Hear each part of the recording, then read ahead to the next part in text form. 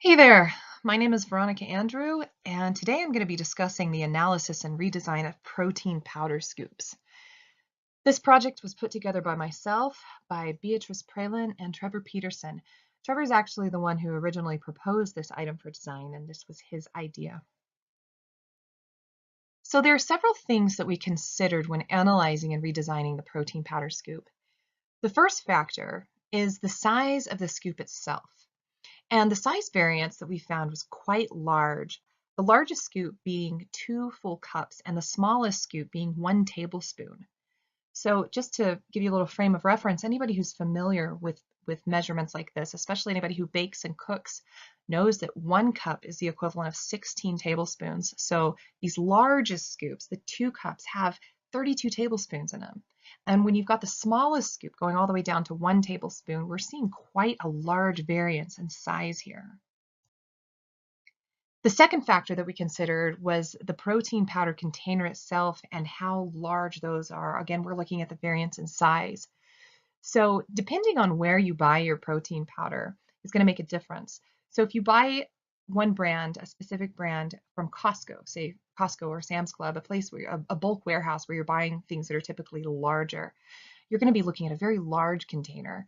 If you were to buy the exact same brand at a store such as Walgreens, for example, you're probably going to be finding a canister that is much smaller in size and in turn having a much smaller opening. The mouth is going to be smaller. The problem that we see here, though, is that the same brand is going to have the same scoop.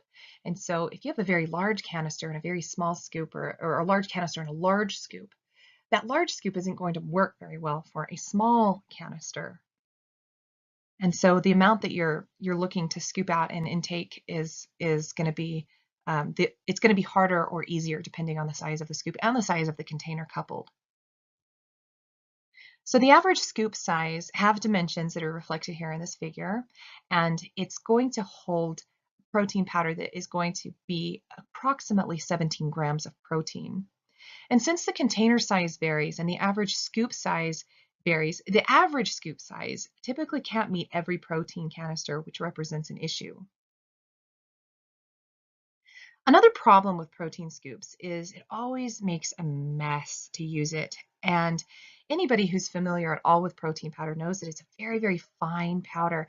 It is something that loves to cling to any surface it touches. Anything that has any kind of electric charge is going to hold it in place, and it makes it very hard. So since the scoop is oftentimes not the right shape and size for the mouth of the container that you're putting it into, be it a bottle or one of those containers that you're shaking or something, you're going to be getting powder in undesirable areas like on the countertop or on the tabletop, oftentimes on your hands, on your clothes. So it's always going to be a mess to clean up every time that you make a drink. So keeping those factors in mind, we conducted an analysis of different tasks required to successfully use the scoop and prepare a protein drink. The 5 main tasks that we identified were, and these are not in any particular order, measuring the amount of powder, inserting the scoop into the container, obtaining proper amount of powder, getting protein powder out without making a mess, and filling up a bottle with the preferred amount of substance. So in this analysis, we performed actions related to each task and recorded what happened after each action. As you can see on the table, the feedback received by using a regular protein scoop was not always satisfactory, and in fact, it was oftentimes unsatisfactory. There were problems with the handle grip. There were cutting hazards. So just to explain a bit about that, most protein canisters are going to be sealed with something that is some sort of a metal substance. And the rim that it leaves, the lip around the container opening, is always going to have remnants of that same metal substance. And when you're having to turn your hand, turn your wrist around, you run the chance of actually cutting your skin on the lip of the canister. We also looked at measuring difficulties and making a mess when we are dumping the powder into another container. In this task analysis, we also identified potential errors related to using the average protein scoop, such as using the wrong scoop or not getting enough powder out or getting the scoop stuck inside the canister, getting powder on hands, the table, surfaces where it doesn't belong. And we briefly discussed ways in which we could recover from these errors in order to successfully perform the action of making a protein drink. So these were all foundations to performing the product redesign. So for the product redesign itself, we focused on each of the 5 tasks previously discussed and how to design a product that could successfully perform these tasks. So each aspect of the analysis has its corresponding redesign proposal directly across from it on the slide. And overall, we decided that in order to meet all the goals described in the antecedent slide, excuse me, the redesigned powder scoop should be one with the following features. It should have the option to manually adjust the size of the scoop.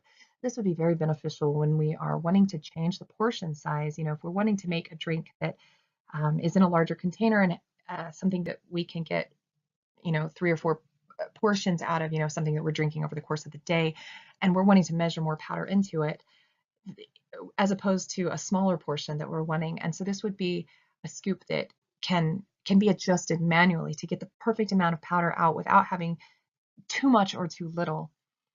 It would also have a release option at the bottom that could act as a funnel. This would be eliminating the problem of the mess of the powder getting all over everything when it's dumped. And the size of the handle in the scoop would perfectly fit all users' hands, or as perfectly as we could get it. These aspects of the new scoop would support anthropometric design principles, such as knowing what is the average consumer type for this product. And we would be designing for the average, but also taking into account the outliers on the other end of the spectrum.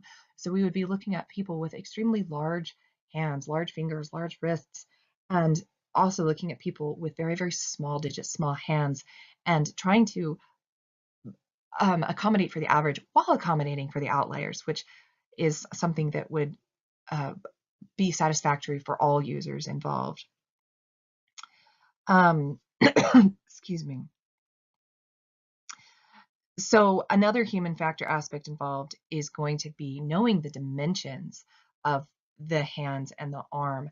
We automatically think of using our fingers and our wrists and our hands when scooping, but we don't really take into account the motion of the entire arm itself all the way up into the ball and socket joint of the shoulder. And so we would need to know the dimension, the range of motion of the wrist and the forearm and the elbow and the upper arm and the shoulder itself, and how this is going to affect the scooping motion, and what design is going to best accommodate that entire motion all at once of the entire arm. And the last human factor aspect would be the principle of design simplicity, which consists of making design as easy and simple for the user to use. And these new features and adjustments are to ensure the efficiency of the equipment and better overall human performance and satisfaction of the scoop.